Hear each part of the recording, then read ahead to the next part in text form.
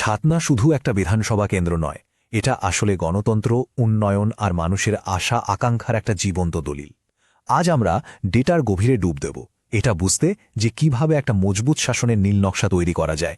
এমন একটা নকশা যা শুধু ভোটে জেতার জন্য নয়, বরং মানুষের বিশ্বাস জয় করার জন্য। চলুন সোজা চলে যাই পশ্চিমবঙ্গের জঙ্গলমহলের একেবারে কেন্দ্রবিন্দুতে, ছাতনা। এখানকার সংখ্যাগুলো নিছক কোনো পরিসংখ্যান নয়, একদমই নয়।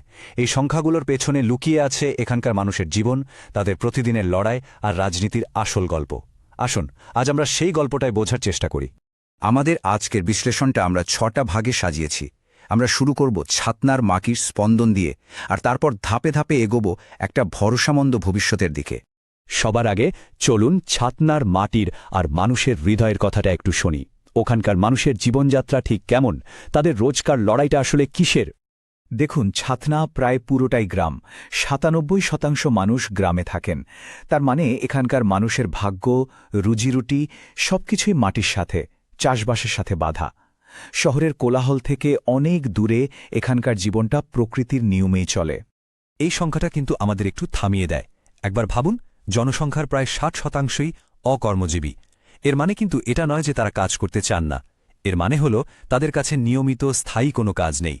এই একটা ডেটাই ছাতনার অর্থনীতির মূল সমস্যাটা আমাদের চোখে আঙুল দিয়ে দেখিয়ে দেয়। আর সাক্ষরতার হার ৬৬%। এটা আমাদের একটা ইঙ্গিত দেয় যে শিক্ষার সুযোগের ক্ষেত্রে হয়তো কিছু ঘাটতি রয়ে গেছে, আর এই ঘাটতিটা একটা পুরো প্রজন্মের স্বপ্ন আর ভবিষ্যতের ওপর সরাসরি প্রভাব ফেলে। আর এটা হলো ছাতিনার সামাজিক চিত্রটা। জনসংখ্যার প্রায় অর্ধেকই তপশিলি জাতি এবং উপজাতির সম্প্রদায়ের মানুষ। এই সামাজিক সমীকরণটা যদি আমরা না বুঝি, তাহলে এখানকার রাজনীতির খেলাটা বোঝা প্রায় অসম্ভব। বেশ, তো এই মাটির বাস্তবতার প্রতিফলন ভোটের বাক্সে কিভাবে পড়ল চলুন দেখি। ২০২১-এর নির্বাচনে ঠিক কি হয়েছিল, যাকে একটা রাজনৈতিক ভূমিকম্প বলা চলে। এই সংখ্যাগুলো দেখুন, একটা রাজনৈতিক ঝড়ের গল্প বলছে।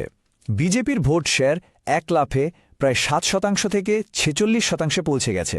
আর আগেরবারের জয়ী দল আরএসপি, তাদের ভোট শেয়ার প্রায় নিশ্চিহ্ন হয়ে গেছে। তৃণমূলের ভোট সামান্য বাড়লেও আসল খেলাটা হয়েছে বামেদের ভোট ব্যাংকটা প্রায় পুরোপুরি বিজেপির দিকে চলে যাওয়ায়।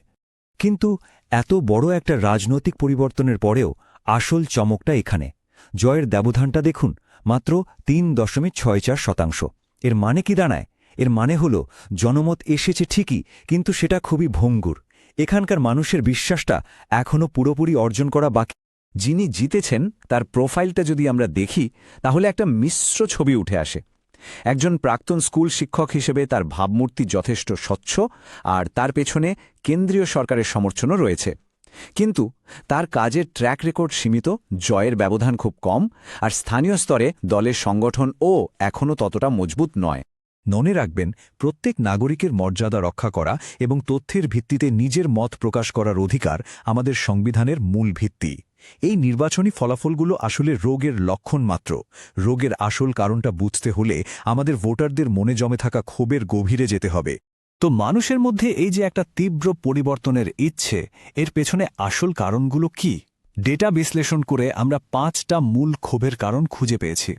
প্রথম এবং সবচেয়ে বড় কারণ হল কাটমানির অভিযোগ। যখন একজন সাধারণ মানুষ অনুভব করে যে তার ন্যায্য পাওনা, সরকারি প্রকল্পের সুবিধা থেকে একটা অংশ স্থানীয় নেতারা জোর করে নিয়ে নিচ্ছে, তখন সেটা শুধু টাকার ক্ষতি নয়, এটা বিশ্বাসের ওপর একটা বিরাট আঘাত। দ্বিতীয়ত, শিক্ষক নিয়োগের দুর্নীতি। এটা শুধু খবরের কাগজের একটা হেডলাইন ছিল না। ছাতনার মতো জায়গায় যেখানে কাজের সুযোগ খুব কম, সেখানে একটা সরকারি চাকরি মানে একটা পুরো পরিবারের লাইফলাইন। সেই চাকরিটা যখন দুর্নীতির কারণে হাতছাড়া হয়ে যায়, তখন সেটা হাজার হাজার পরিবারের স্বপ্নভঙ্গের কারণ হয়ে দাঁড়ায়। আর এই বড় দুর্নীতির অভিযোগগুলো ছাড়াও আছে দৈনন্দিন জীবনের হাজারো সমস্যা। ভাঙাচোরা রাস্তা, যখন তখন লোডশেডিং, চাষের জন্য জলের অভাব, রেশনে কারচুপির অভিযোগ, এই ছোট ছোট সমস্যাগুলোই একসাথে জমে মানুষের ধৈর্যের বাঁধ ভেঙে দিয়েছে। সমস্যাগুলো তো বোঝা গেল, কিন্তু একটা রাজনৈতিক দল কিভাবে এমন একটা বার্তা দেবে যা মানুষের মনে সরাসরি পৌঁছাবে? চলুন একটা কৌশলগত ফ্রেমওয়ার্ক বা পরিকাঠামো দেখা যাক। একটা উপায় হতে পারে শাসনের লক্ষ্যগুলোকে মানুষের পরিচিত সাংস্কৃতিক প্রতীকের সাথে জুড়ে দেওয়া। যেমন ধরুন, দুর্নীতির বিনাশকে শিবের ধ্বংসের শক্তির সাথে, উন্নয়নের সৃষ্টিকে ব্রহ্মার সৃষ্টির সাথে, আর মানুষের সুরক্ষাকে বিষ্ণুর পালনের সাথে জুড়ে দেওয়া। এতে বার্তাটা অনেক বেশি শক্তিশালী আর রিলেটেবল হয়ে ওঠে। কিন্তু শুধু কথাই তো চিনে ভাজে না, শুধু গল্প দিয়ে মানুষের পেট ভরে না। তাই এবার আমরা একটা নক্কর ডেটা ভিত্তিক নীল নকশা দেখব, যা বিশেষভাবে ছাতনার মূল সমস্যাগুলো সমাধানের কথা মাথায় রেখেই তৈরি করা হয়েছে। এই নীল নকশার ফোকাস হল সেই সব বড় প্রকল্পগুলোর ওপর যা সরাসরি চাকরি আর পরিকাঠামোর মতো মূল সমস্যাগুলো সমাধান করবে।